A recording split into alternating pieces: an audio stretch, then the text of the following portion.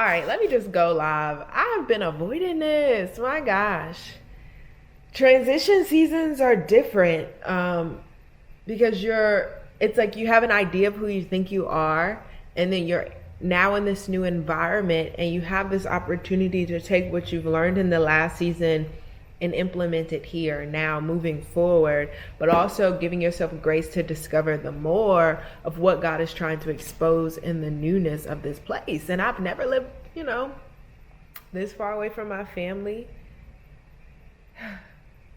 It's different, but I'm grateful for the experience. I'm grateful for the opportunity. I'm grateful that God sees fit to allow me to step sure-footedly in this place. And so some of you guys are probably wondering, like, what made you move? How did you get here? Like, y'all, it's been a 3-year process. Like, a lot of you guys who've been following me on this social media journey learned that I surrendered my life fully to God at the beginning of 2016. Yeah, between 2015 and 2016, I had this panic attack, and it was junior year, and it was kind of just this come to Jesus moment. Like, God, if you're real, I don't want to live like you're not. And I'm giving you a year to prove it. And so at the start of that, hey, God, like, if you're real, I started to write like affirmations on my window, on my mirror in my bathroom.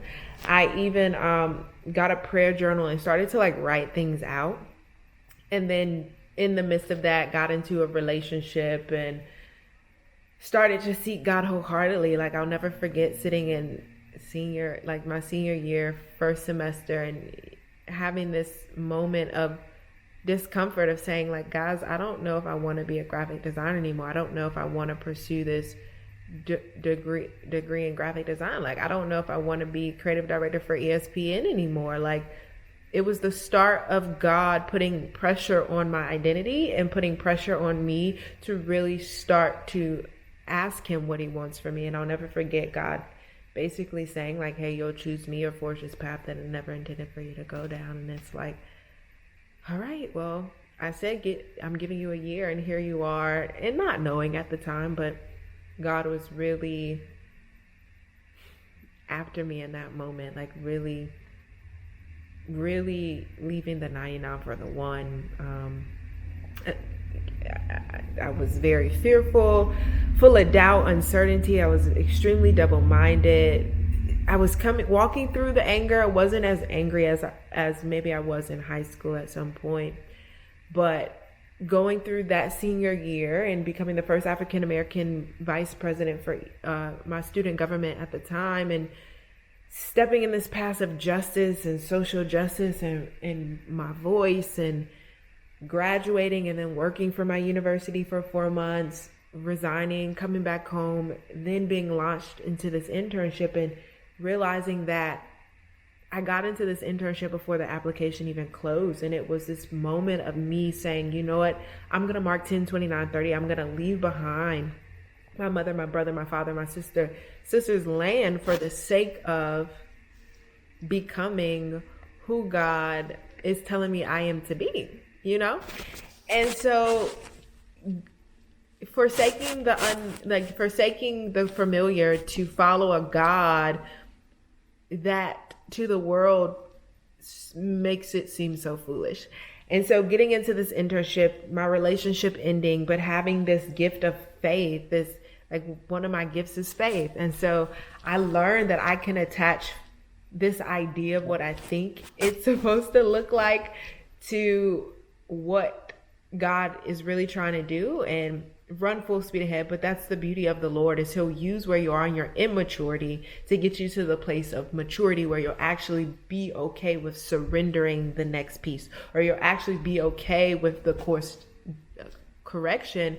But in reality, God uses where we are in a moment to get us to this place of the next place of full surrender. And so going through this internship and not really wanting to be a designer anymore, and getting picked up for design and doing photography, and disconnecting from the world and disconnecting from people, living in a house with 8 girls, the only Black female at the time in this house, and really learning the more of God, learning the language of fasting and prayer and reading the word, studying the word to test myself approved, I went to this conference by myself in Atlanta on March 22nd and walked in, and the guy I was dating that we broke up 2 months before, like the day I moved into the house with the 8 girls, was there. And I started to freak out, and it's like, God, if I'm supposed to be here, make it known. And my hotel room on 322 was 322. And so it was during this season I learned how the Lord talks to me, learned how the Lord talks to me through journaling and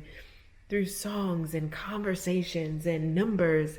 And so I learned on February 22nd that the Lord speaks to me through the numbers 22. And I'll save that for another video of just going into detail of how God has used the number 22 to get me from point A to point B. But I remember having a dream that night, and it was this vision of Pastor Stephen Furtick driving the bus, which I was interning at Elevation, and he drops me off at my old home, the house I lived in growing up, and in the driveway was my brother's vehicle, and it was just this notion that the Lord was sending me back home to be an influence, and that was my release. That was my confirmation that I am to go back home, because at that point your girl thought she was going to Atlanta, Chicago. I wasn't trying to go back to Raleigh, but the only way to know you're healed is to go back into environments that cause you the most pain and to walk it out. And so I go back home and I start to walk out my healing. I start to walk out this fresh perspective. I start to surrender, and I start a new church. I get this prophetic word on April 25th of establishment. On August 25th, in August comes it's symbolic for new beginnings biblically. And so I take God up on what he's revealing to me, and I apply for several jobs. I apply to this job that opens up and go through several rounds of the interview, and they call me the week of. It's like, hey, we love you, but we decided to go with somebody more experienced. Are you interested in temp? And I'm like, no, thank you. But I do appreciate the consideration, but I know what I want, and I know it's needed to get there. And what's really cool about this story is in the midst of it, back when I started the internship at the beginning of 2018, the Lord told me to take my business offline. When I came back home in April, the Lord told me to delete everything. So basically from April to October, people were coming out of the woodworks asking me to do design services. So the Lord was providing. And so I didn't get the job. I decided to fast with my church during the corporate fast in September. It ends on September 24th. I was on the way to get this vegan cupcake to break my fast, get to the light. And the Lord's like, they're closed. And I'm like, no, they're not. He's like, no, they're closed. And I'm like, Lord, he's like, delay is not denial. So the next day on the 25th, I go and break the cupcake. But what's really cool is I wrote a email newsletter devotional for the women that went out that Monday, the day the fast ended. And I literally say, I know what it's like to be in the pasture. Nobody is sent for you. Because when I was at Elevation on April 7th, 2018, which I would think that was the date, which if you add it up, it equals 22. Pastor Mike Todd taught about marked, and he specifically says, I was sent here for some of y'all. And what was cool about this story is the enemy was fighting me all day in my body, and I didn't even know he was teaching the weekend services. And so right before I took a nap, I had texted my friend. I was like, hey, I think we need to be at service tonight. I woke up maybe about 30 minutes before service starts, and I had a text message now I was at Elevation as a graphic designer, so I was central. I wasn't at a specific campus on Sunday, for Sunday worship services. I was main campus during, the day. But I served through photography. That's what I did at the Raleigh campus. And so I had a message from one of the leads, the pastors from the main campus. And they were like, hey, our photographer called out. Can you come and take photos? And for me, I was like, how did they even know? I take photos. But they literally text me a minute before I woke up. And so went and all God, because I had texted my friend. I was like, oh, I feel like we're supposed to be there. And again, Elevation teaches Saturday and then the 2 Sunday morning services live. And so that Saturday service, he used every analogy that I had just walked through, and he teached on David. Like, David knows what it's like to be, like, David was anointed and then sent back into the pasture, and then he was sent for. And so it was this notion, fast forwarding in September, the day of the fast, and I write in this devotional, like, I know what it's like to be in the pasture and nobody has sent for you. Like, I know what it's like to think that you're fasting and praying and you want the desires of your heart, but the truth is God gives us the desires of his heart, and it's from this reality that it's in relationship with him. Because when we're in relationship with God, we want what God wants for us. And so, y'all, on September 25th, 2018, I got a call from the same company that was like, oh, we went with somebody more experienced. They're like, hey, we've been working on getting another full-time graphic design position. Are you interested? And several things within the fast in that month, I had to surrender over the idea of what I thought it was supposed to look like again. And I remember writing down, you know, do you want me to start my business or do you want me to work for somebody? Because I'm not the entrepreneur that subscribes to everybody has to be this entrepreneur. I am of the belief that a lot of us grow through serving. A lot of us grow through getting under another's vision and supporting it through our gifts and our talents. And I am not completely sold on the fact that I'm supposed to be in full-time entrepreneurship. I think it was a season. I think it was God showing me that it's in me. But I also think now that I'm back in a place of working for somebody, this is all God's plan. Like, this is all Proverbs 3:5-6. Trusting God with all of our heart, leaning not into our own understanding, acknowledging him in all our ways as he sets our path straight. Like, this is the walking it out. It's taking the steps in faith with the trust that you're making the decision from the place of relationship enough to know that God's going to direct you where he needs you to be. And so I take this job because during the fast, I'm like, oh, I'm going to just go ahead and start my business. And I went to build my website, and one of my friends calls me. She's like, hey, I don't think it's time. And I'm like, yo, like, God, really? Like, cool. Thanks for the confirmation. So I work for this job. I remember testifying, and this lady in the prayer group is like, I celebrate with you. Remember why you're there. You won't be there long. I was there for 6 months, long enough to get the next piece, long enough to be inspired to see that there's so much more within me than what I was allowing myself to settle for. Because I am so driven in a thing. Like, if I say I'm going to do it, then I'm going to do it. And it takes God putting pressure on some of my ideas or some of my intensity to really get me to where I need to be. And it's all used for his glory. Praise the Lord. And I was there for 6 months, like enough to save, enough to get the next piece about considering going back to school, because I wasn't going back to school. I didn't need a degree. Like, if I'm going to work for, I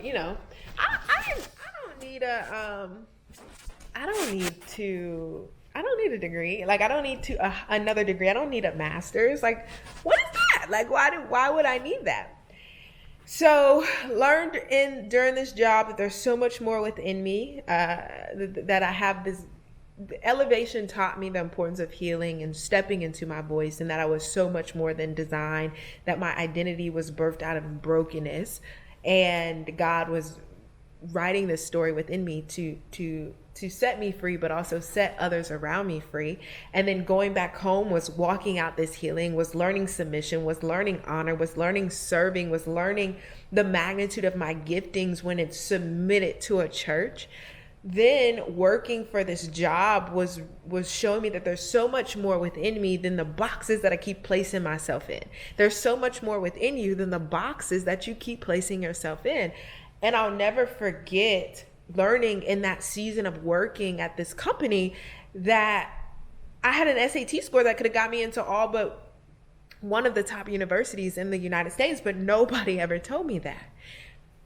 And so fast forward, I find this program at MIT called, it was within, I can't even think, like, it's been a minute, but the Lord put this idea of school back into my heart, this idea of there's more within me to consider going to school in Boston. And so I applied, got chancellors, got all these dope recommendation letters for this program called Poetic Justice. So it was merging social justice and art, because in me discovering the more and me discovering the power behind my voice, it's recognizing that design is just a component of expression, but it's not the full picture. It's just the vehicle that God is using in this season. And back in March of 2018, when I was at the conference and really wrestling with this notion of putting design back on the altar, putting poetry back on the altar, because I just didn't know who I was.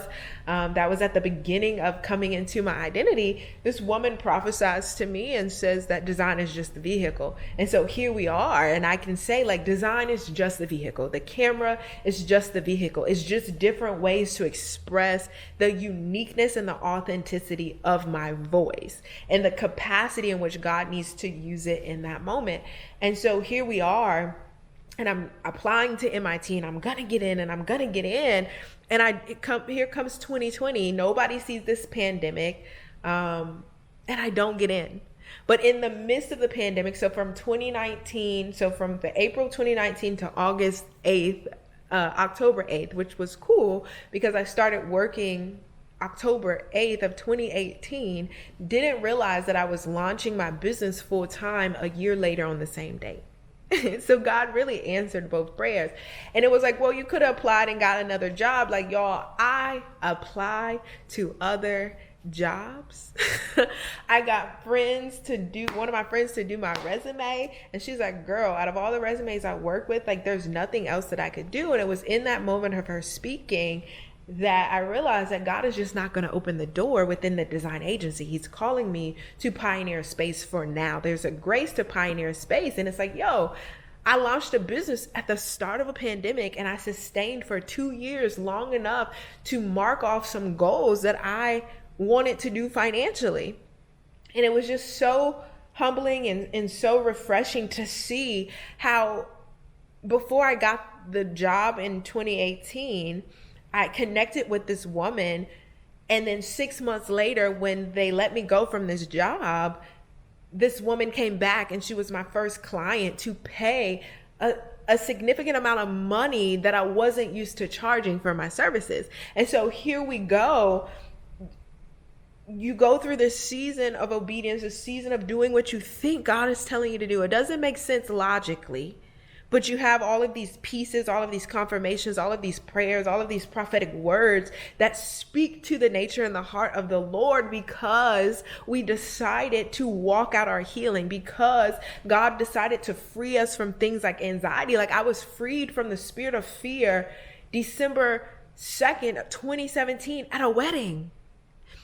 Then jump into this season of healing, relationship free, family free in this foreign land, then sent back to walk it out, sent back to discover the more, walking by faith. Okay, well, I'm going to take all of this that I've learned and I'm going to apply to this program because it makes sense. Like, I want to use my voice to raise awareness. I want to use my poetry and my talents and all of these things, my voice, my design skills, my strategic edge to advance God's kingdom. But how do I do it? The mission right now is like, oh, I have this brand called Naked and Exposed based off of Hebrews 4:13. We will all stand before the Lord naked and exposed, and we must give an account. So, okay, God, I've published this book, It Hurts to Heal. I'm doing these poetry events that speak prophetically to the season. Okay, like, how does all of this connect? Like, do I give you design? Do I give you poetry? Like, what's next? So it's like, oh, I found this program. So let me apply to this program at MIT. And it was September 15, 2019, I applied. Traveled on my own that year, like flew on planes by myself that year, volunteered at conferences by myself that year, went to London with my church that year, which is a whole nother story in itself. Like, supernaturally got my passport in 3 weeks and didn't expedite the process, and raised $1,500 for my trip in 3 weeks by just asking. And keep in mind, I was full-time entrepreneurship, like so crazy. And then at the beginning of the pandemic, didn't get accepted. A friend that I went to high school with, who was in the midst of this decision to pursue a degree in design, dies abruptly. Go to church and I get this prophetic word like at the beginning of March, which is just so crazy. That speaks to the next piece. I keep finding myself in at these places of not knowing what's next, but having enough faith to know that God won't leave me here. Like it's almost so that God, in different seasons and different moments of transition, I'm sometimes so close to God. I want to say I'm drawing a blank. Psalm 91:4, where it's like we're under the shadow of the Most High. For me, under the shadow means not being able to see anything, but having enough faith and radical trust in God to know that He's not going to leave us astray, nor is He going to leave us here. So I'm walking in faith, doing these things. I have journals because I'm stewarding these prophetic words. I'm stewarding my thoughts. I'm stewarding my dreams by writing it down. Like I have journals and journals and journals and journals of things that God has spoken through people, through sermons, through His word, through songs, through conversations. And so here we are. I don't get into MIT, but God sets up this divine moment for my pastors to prophesy into my life and give me the next step. And so I go on this journey of figuring it out in the middle of a pandemic. Like, okay, I'm going to do more YouTube. I'm going to work on my consistency. I'm going to help people discover the power behind their voice, own their stories, and brand it well. Like, I'm going to help, cool. Let's try this out. And God's just like, hey, I need you to stop going by Carly Janae, which was middle name first. And I need you to go by your first name. Like your name is Janae. Like I called you Janae because there's power in a name. My name has a dual meaning. It means on one side, God is answered. And on the other side, God is gracious. And it's in the details. It's in doing our due diligence to study God's word, to study what God is putting in our hearts to get the next piece. So in this pandemic, just I'll have enough time to be in solitude and really just spend time with God and explore the more without the hustle and bustle of having to serve 24/7 at church. So going from serving all the time to not serving like that, but everything being virtual showed me the power of virtual work. So I basically, y'all, God is so faithful.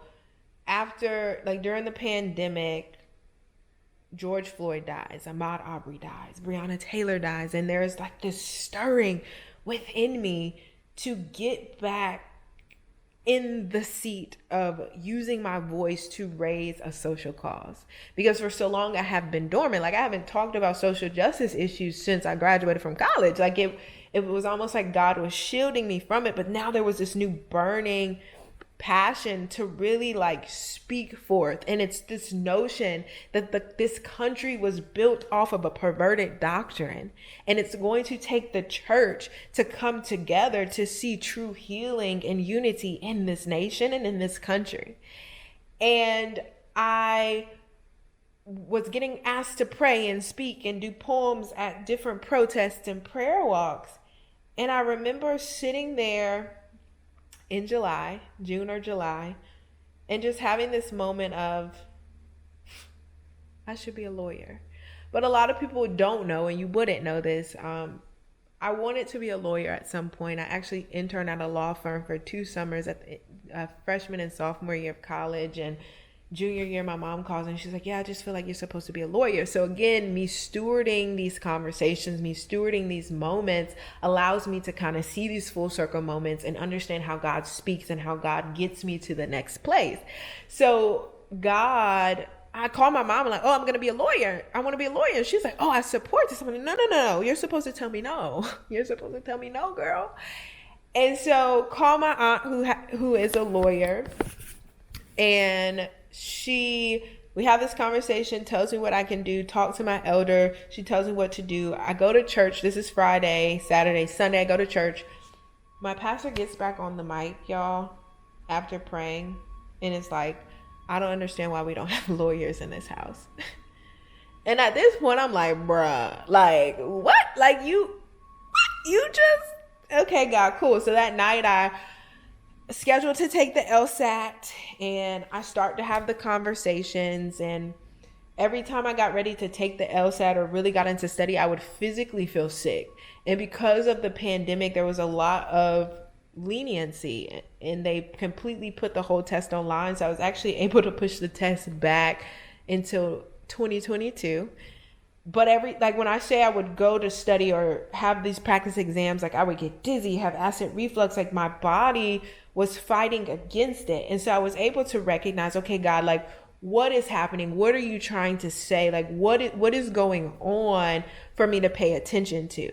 And so it was in the midst of this that I was having conversations with my pastors, got their blessing, and was like, I had a phone call with a friend in November, and I was like, God, God doesn't really confirm a thing until I make up in my mind and my heart that I'm going to be obedient enough to do it. So I'm going to look for a job remotely in the legal field, because he's not going to give me a job in the design space.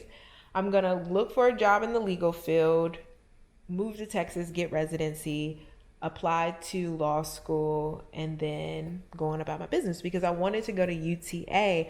I went to the University of Texas at Austin in 2016 for a poetry slam and fell in love with the campus, fell in love with the city, not really walking with God then, but here 5 years later, 5 being symbolic for grace, God brings it back full circle to show me during the job that when I told you I had an SAT score that could have got me into all but one of the top universities. So then dreaming big enough to apply to MIT, when really it was just it was the justice aspect in that moment that pivoted me from Boston to Austin, because UTA is ranked 16 out of the top 20 schools and it's the most affordable law school. So it only makes sense that you want me to go to school in Texas, because that's where you sent me 5 years ago. Like, this is me stewarding the moments, the pieces, and the understanding. And I didn't mention this in the beginning, but when I went to Elevation, the day I got ready, when I got ready to leave Elevation to come back home, the Lord said, I'm building something permanent out of a temporary season. And so I just knew, like, oh, I'm going to be in Raleigh for like 6 months. And then my pastor basically gives this prophetic instruction about that there's a grace for relocation over the next 3 years. And for some, God will give you a job and send you. And for others, he'll send you and then you'll get the job, the connection, the pieces. But don't worry about how God is going to provide. And I remember all of this. And what's cool is, now being in Texas, that was all within 3 years of the grace and the window that she prophesied. And so it was at that moment back in 2018 that I realized, like, I'm going to be here for a minute. Like, temporary to me is like 2 months, but temporary to God could be 2 to 3 years, like no cap. And so fast forward back into real time. It's like, I'm on the phone with my friend. I'm like, oh, God doesn't he doesn't confirm a thing till I make up in my heart I'm going to do it. Well, that night, one of the elders from my church calls me. She used to be an elder at my church, and she's asking me these questions. So at this point, y'all, I'm not really sharing it publicly. Like, if you're in my close circle community, then you're starting to find out and you're starting to know. So her and I haven't talked, but I'll share it in moments where I feel led to. And the Lord, she basically, like, I tell her, and she's like, oh my gosh, I was cleaning up my house last night and I didn't know if it was for me, who it was for, but I heard the Lord say your promotion is in your relocation. And I was like, I just had a conversation with Francine this morning about how God doesn't confirm a thing until I make up in my mind that I'm going to do it. And so, I'm having the conversations with my pastor, starting to tell my family, and no, my family wasn't really on board. Let's just be clear. But that's what this season has been. It's, are you willing to forsake the comfortable, the voices, the perspectives and the opinions of other people to do what I'm telling you to do? Like, that's really what God is asking us. Like, will you leave? Think about the rich young ruler. Like, all he had to do was leave behind what he had in the moment, because we know it to die is to gain, to follow Christ, to leave behind is to actually gain so much more. And we learned that the rich young ruler had the ability to get wealth. So if he could get wealth without God, God was going to heal him, was going to show him the more, so he could take that same strategy to advance his kingdom. And so that's how we have to look at it. Is sometimes we have to forsake what's familiar and comfortable to really step into the truth of who we are and what God is revealing. Because if he's giving us that in our identity, if he's given us that in our personality, it'll still be there. but it has to be healed. It has to not be perverted. It needs to be used to glorify God and advance his kingdom. So having these conversations, I go to the DMV. There's this man in line. It's during the elections, y'all. And he starts talking to me. We're outside standing, waiting. I'm like, like X, Y, and Z, like I own a design agency. This is my goal to debunk stereotypes within the African diaspora, blah, blah, blah.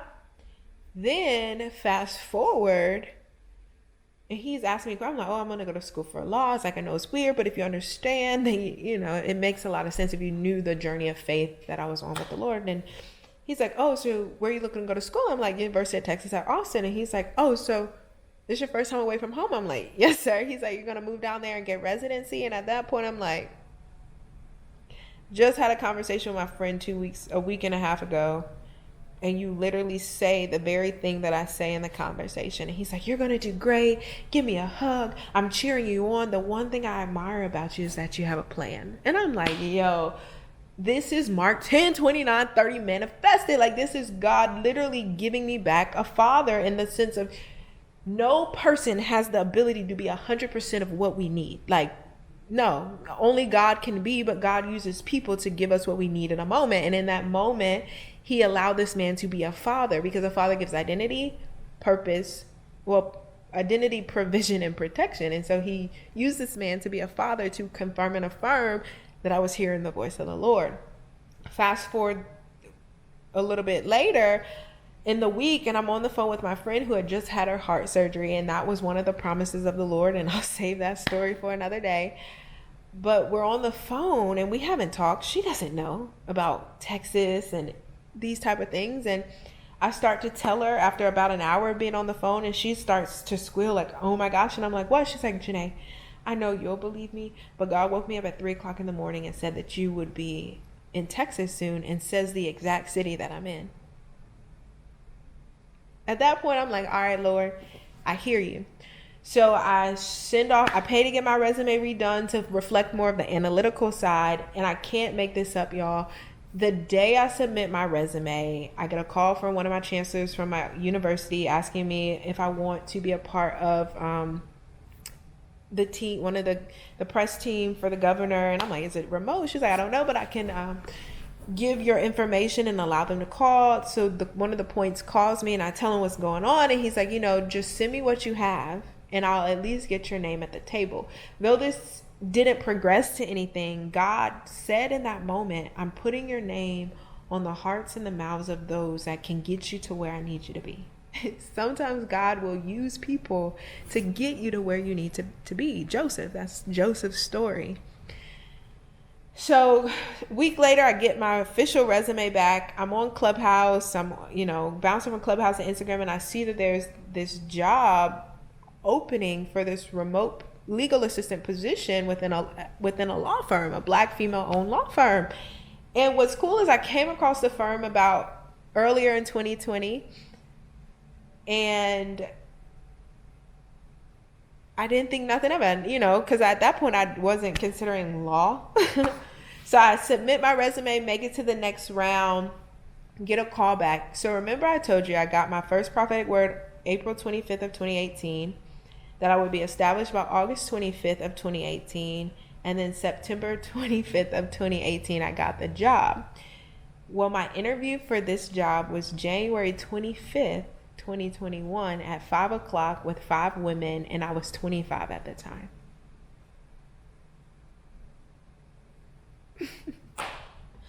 God's intentionality. And so my now boss looks at me and was like, your analytical side and your faith side are battling with each other, and God just needs you to show up the fullness of who he's called you to be. Like, we hear you talk about legal, but we hear the power behind your voice. We see your eyes light up with justice and in raising awareness, but we don't think you would like being a legal assistant. Like, it's a lot of work. It's not sexy in the sense of, what I'm used to in the design world. And she's like, we're considering creating a position for you. And so, y'all, they created a position for me, and I went from part-time to full-time in 3 weeks.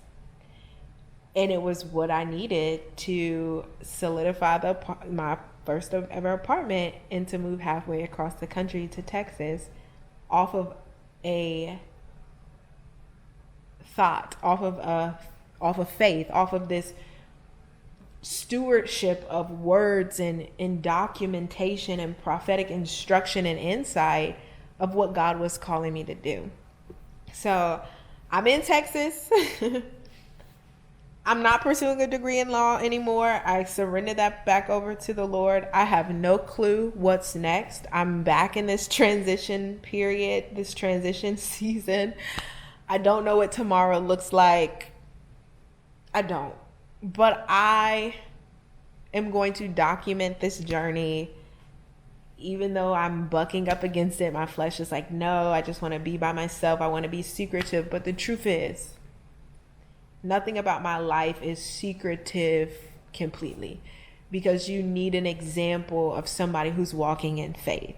And even in the middle of a pandemic, even in the middle of so much unrest and turmoil in the world, we have the Lord, and God's not going to send you to a place to leave you. He's not going to leave nor forsaken you. Like, you're not going to die here. So we just cancel all fear. We just cancel all doubt. And we know that faith comes by hearing. So it is my prayer that you hear this, that you watch this video and you're inspired and you're encouraged to start to steward the voice of the Lord, to start to steward your journals, your prophetic words, to start to steward what God is saying to you. And I just want to encourage you to stay the course. I want to encourage you that you're not crazy. I want to encourage you that you do hear the voice of the Lord. But are you willing to forsake the idea of who you think you are to really discover the more of who He's called you to be and what He's requiring of your life? Will I be a graphic designer my entire life in the capacity in which I'm doing? Definitely not. Do I want to be a brand strategist in the capacity in what I'm doing? I don't know, y'all. Like, I really want to explore more of my voice, I really want to, I've been so fat. And now that I'm thinking about it, like, I'm just really fascinated in, like, acting and characters and portraying stories of different contexts. Like, I'm tired of seeing the same narrative of Black people on television or in the spotlight. Like, I want to paint a narrative of something different. So, I don't know. But this is the season of discovery. Like they say, your 20-somethings is to figure it out. Even your early 30s, like, we don't have to have it completely figured out, but we do have to have it figured out enough to say, hey, we're going to follow you, God, and we're going to allow you to reveal who we are, and we're not going to box ourselves in. Like, this is the generation that will not be boxed in, but we will get back to the roots of God's true intention for us in our life. Like, I want to be the fullness of who God has called me to be, not the limited version of what this world is trying to tell me that I can be or cannot be. Like, why can't I be everything that God allows me to be? Why can't you be everything that God is allowing you to be? You know, like, y'all forgive me because this camera is different. But why can't you be, why does it keep doing that? I just want to be the fullness of who God is calling me to be. And I just want you to be the fullness of who God is calling you to be. And so whatever being looks like, let's be that, you know? So stay tuned. I'll be doing more videos, more updates, more vlogging. I'm just do better. I just do better of documenting this journey and this process. So if you're new here, my name is Janae, and I help you discover the power behind your voice, own your story, and make it look good by motivating you to show up and to keep going, because it's only up from here. So I'll holla. Bye.